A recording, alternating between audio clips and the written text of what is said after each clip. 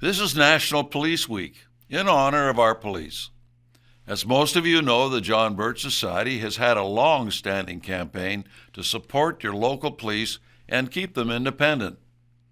We've harped on this subject and will continue to do so since it is vital to the understanding of the American people to retain their independence and liberty. We are sure that the National Police Week will be used by those who want a federal police to purvey their ideas of how we should support our police. We do not want in any way to diminish the idea behind the celebration of this week, other than to point out that supporting our police doesn't always mean the best thing for liberty in the long run. What do we mean?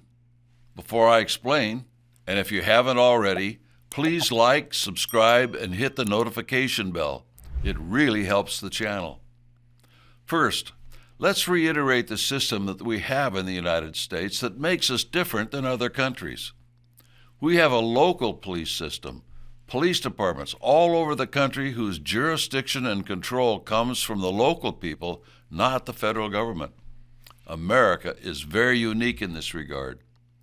Police in other countries take orders from the national government and are used in too many instances to control the population as much as they are used to stop crime. This is all the more true in totalitarian countries. This is one of the things which makes Americanism exceptional. If the police are corrupt, for instance, it's only a local problem.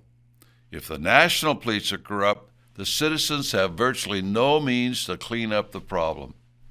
Second, it has long been the goal of the communists to bring about a national police in the United States as the first step toward having our police not just controlled nationally, but by the United Nations. Local police protect local citizens. A national or federal police protect the government at least as much as they protect the citizens. People obey the entity that signs the bottom of their check, and the police are no different in this regard.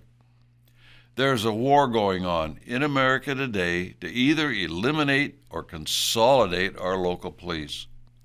There are two arguments designed for the two sides in this issue, both leading to a federalization of the police. First is the idea of defunding the police. Since we need police, the substitution offered is a federalization of the police. This is the basic Marxist idea. The other idea is that the police are being overwhelmed, and they need better equipment and more manpower. As a result, we need federal funding of local police, federal guidelines for local police, and federal equipment for local police. This is the siren song used on those who support the police, not realizing that in the long run, the local police will be controlled out of Washington. I'm sure there are other ways Washington can find to control our local police. For instance, consider if a local police department somewhere in the United States becomes corrupt. Normally, the citizens would have the ability to change this through local elections. Unfortunately, this is becoming harder to do with the mainstream media pushing the federal government's narrative. If this were to happen, I predict the media would sensationalize the corruption of this one department, and the solution of federalizing police would be offered by some Republican in office, and the process has begun.